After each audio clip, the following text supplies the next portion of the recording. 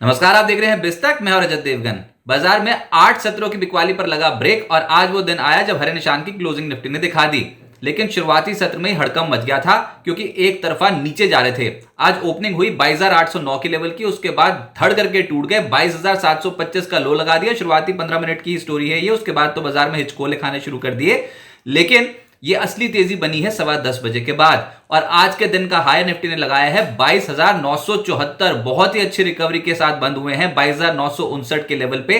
30 अंक आपको close to close Nifty ऊपर नजर आएगा, लेकिन ये गेम हो गया। लोअर लेवल से पलट गए। दिन का लो था 22,725। निफ्टी बैंक 159 अंकों के गेंस के साथ 49,258 के लेवल पे हुआ है बंद। और सेंसेक्स 57 अंकों की बढ़त के साथ 75,996 के लेवल पे हुआ है बंद। लेकिन जो बार बार कह रहा हूं कि तगड़ी रिकवरी का दिन था, वो भी हफ्ते का पहला कारोबारी सत्र जिसमें निफ्टी ने लो लगाया है आज 22,725 का। कह सकते हैं ये इस साल का सबसे निचला स्तर है, लेकिन रिकवरी भी तो देखिए आप। आज क्लोजिंग आई है 22,959 के लेवल की, यानी कि 234 पॉइंट्स रिकवर हो गया निफ्टी। 1% बैठता है ये निचले स्लो से देखोगे तो। और निफ्टी बैंक 48,525 तक टूट गया था, फिर क्लोजिंग आई 49,258, यानी कि 733 अंक रिकवर होकर बंद हुआ है। 1.5% की रिकवरी देखने को मिली।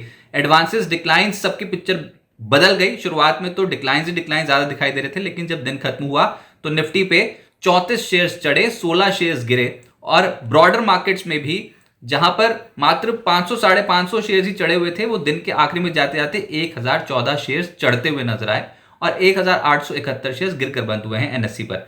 निफ्टी गेनर्स में अदानी एंटरप्राइजेस चढ़ना शुरू हुआ। आज 4% चढ़ गया। बजाज फिनसर्व 2.5% ऊपर। वैसे स्ट्रॉन्गेस्ट बेट हो गई पिछले कुछ दिनों में बाजार की बजाज फिनसर्व, आज भी चढ़ा है। इंडसइंड बैंक 2.5% ऊपर बंद हुआ। पावर ग्रिड और अदानी पोर्ट्स 2% से 2.25% की तेजी पकड़े हुए थे। निफ्टी लूजर्स में आज एमएनएम 3.5% नीचे चला गया, फिर भारती एयरटेल 2.25% नीचे। इन्फोसिस टीसीएस ने दबाव बनाया है बाजार पे आज। आईसीआईसी बैंक भी आधा फीसदी नीचे था। एफएनओ गेनर्स में मन्नापुरम, ये स्टॉक आज बहुत तेज चला है 8.5%। फिर सीजी पार 5.5% ऊपर। अशोक लेलैंड 4.5% ऊपर। कॉनकॉर और एस्ट्रल जैसे स्टॉक्स में 4% के रिटर्न आए। एफएनओ लूजर्स में पॉलिसी बाजार 5% नीचे। एमएनएम निफ्टी का ही टॉप लूजर है। फिर सुप्रीम इंडस्ट्रीज, वरुण बेवरेजेस और एलटीटीएस जैसे स्टॉक 3% से 3.5% लुढ़क गए। मिड कैप गेनर्स में Sandur manganese 20% upper circuit lock. Godfrey Phillips पिछले सत्र में भी अट्रैक्टिव बेट था और आज के सत्र में भी चढ़ा है। आज 18% के आसपास चढ़ता हुआ नजर आया। ग्लैक्सो 15.5% ऊपर। आरती फार्मा 10% के करीब चढ़ गया। नवा, PPL pharma, NLC India, Jubilant Pharmova जैसे स्टॉक्स 6.5% से 9.5% ऊपर थे। किर्लोस्कर ब्रदर्स और कैस्ट्रॉल जैसे स्टॉक्स 5% से 6.25% ऊपर थे। मिड कैप लूजर्स में आज के दिन का एक्सीडेंट था जेंटेक, जिसमें 20% का लोअर सर्किट लग गया। फिर रेट गेन 11.5% नीचे। केफिन टेक 10% टूटा है। ऑर्किड फार्मा, पीटीसीआईएल 10% के करीब लुढ़क गए। सेंको गोल्ड भी 9% नीचे आ गया। एमएसटीसी, त्रिवेणी टर्बाइन, एमटीएआर टेक और प्रिकोल जैसे स्टॉक्स 6% से 8% धड़ाम। सेक्टर स्पेसिफिक सबसे स्ट्रॉन्ग खरीदारी हुई फार्मा कंपनियों में। आज के सत्र में ग्लेनमार्क 4% ऊपर और बिंदु फार्मा 3.25% ऊपर। एबॉट, ल्यूपिन और एल्केम जैसे स्टॉक्स 2.5% से 3% चढ़ गए। मेटल्स में APL, Apollo, JSW steel, JSL, NMDC, JSPL जैसे स्टॉक्स में आज एक्शन तेजी की ओर था। एनर्जी स्टॉक्स में आज तेजी बनी, जिसमें एनएलसी इंडिया लीड कर रहा था 8% ऊपर। फिर CG Power, Castrol, MGL, CESC, Oil India जैसे स्टॉक्स 2.5% से करीब करीब 6% ऊपर रहे। फाइनेंशियल्स में बजाज फिनसर्व लीड कर रहा था 2.5% ऊपर। फिर Shriram finance, MCX, HDFC bank आज 1.5% से 2% इन तमाम स्टॉक्स में रिटर्न्स आए। एचडीएफसी बैंक ने आज अच्छे गेंस दिखाए हैं। फिर आईसीआईसीआई प्रू और चोला फाइनेंस, इन दो स्टॉक्स में नेगेटिव रिटर्न्स बनते हुए नजर आए। आईटी स्टॉक्स की हालत टाइट थी। LTTS, Coforge, Infosys, एलटीआईएम, TCS, Wipro सब गिरे हैं आधे फीसदी से 2.25% के आसपास। और ऑटोज मिला जुला रहा, जिसमें आज टूटे हैं एमएनएम और टीवीएस मोटर 1.5% से 3.5% नीचे। लेकिन जो चढ़े हैं उसमें है अशोक लेलैंड, बालकृष्ण इंडस्ट्रीज, आयशर मोटर्स, इनमें अच्छे गेंस। अशोक लेलैंड आज 4.5% चढ़ा है। अजाक्स इंजीनियरिंग की आज लिस्टिंग थी, खराब लिस्टिंग हुई। 629 रुपए का इशू प्राइस था, उसके मुकाबले 576 रुपए पे लिस्ट हुआ, यानी कि 8.5% डिस्काउंट पे। और 593 के करीब बंद हुआ है। 5.5% डेब्यू पर अपने नेगेटिव रिटर्न्स देते हुए नजर आया, तो अच्छी लिस्टिंग नहीं कही जाएगी। क्वालिटी पार इलेक्ट्रिकल इक्विपमेंट्स का आईपीओ कल बंद हो जाएगा। अब तक 0.83 टाइम्स सब्सक्राइब होता हुआ नजर आया है। 401 से 425 रुपए प्रति शेयर का प्राइस बैंड रखा गया है। इशू साइज है 858.7 करोड़ रुपए, जिसमें 225 करोड़ रुपए का है फ्रेश इशू, बाकी का है ओएफएस। अब आगे क्या होगा? देखिए, बाजार की 8 सत्रों की गिरावट पर लगा है ब्रेक और आज तगड़ी रिकवरी के साथ हम बंद हुए हैं। आज अमेरिकी मार्केट्स बंद रहेंगे, तो कल हमारे पास इंटरनेशनल मार्केट्स में एशियाई बाजार देखते हैं कैसे पैन आउट होते हैं, उसके आधार पर अपनी चाल डिसाइड करने की कोशिश करेंगे। लेकिन फिलहाल एक पॉइंट है कि एफआईएस की बिकवाली यहां पर थम जाए, वापसी कब करते हैं वो तो समय बताएगा, लेकिन पहले बेचना रोकें किसी तरीके से, क्योंकि हम देख रहे हैं कि रुपया इन लेवल से ज्यादा टूट नहीं रहा है अभी। तो एफआईएस की अगर बिकवाली यहां पर थमती है, एक ये ट्रिगर बन जाएगा पॉजिटिव।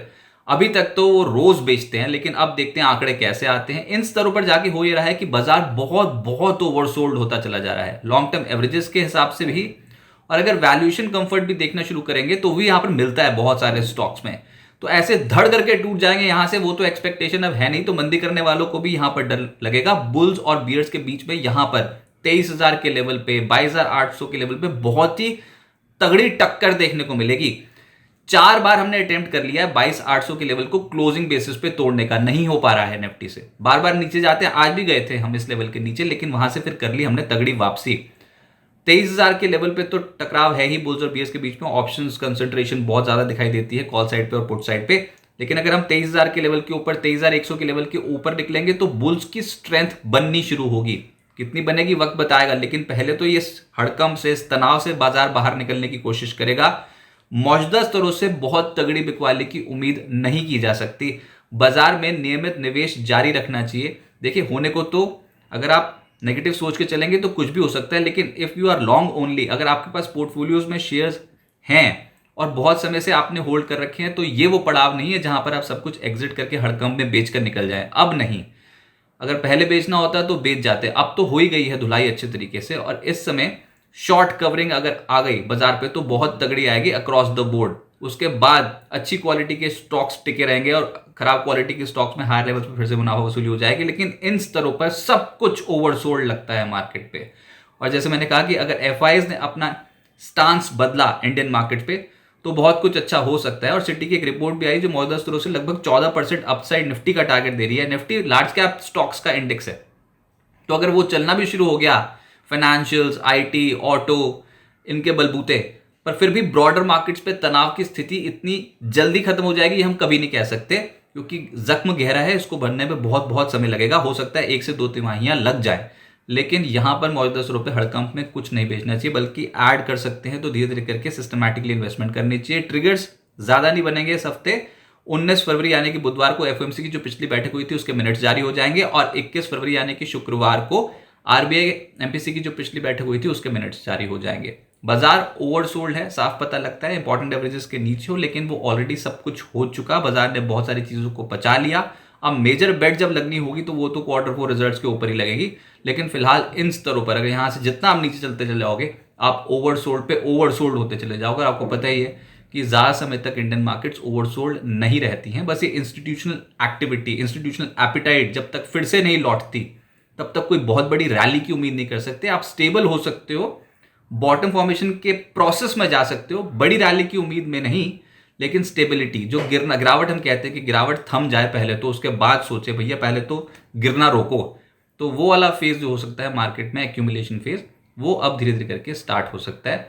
अब मार्केट्स पे यहां पर अगर आप नियमित निवेश करेंगे तो यहां से हो सकता है कि बेहतर reward over a period of time, अगर आप समय देते हो मार्केट को, तो मिल जाएगा। एकदम से लपक के कुछ ना खरीदें, ओवर लेवरेज ना करें, धीरे धीरे सिस्टमैटिकली खरीदें।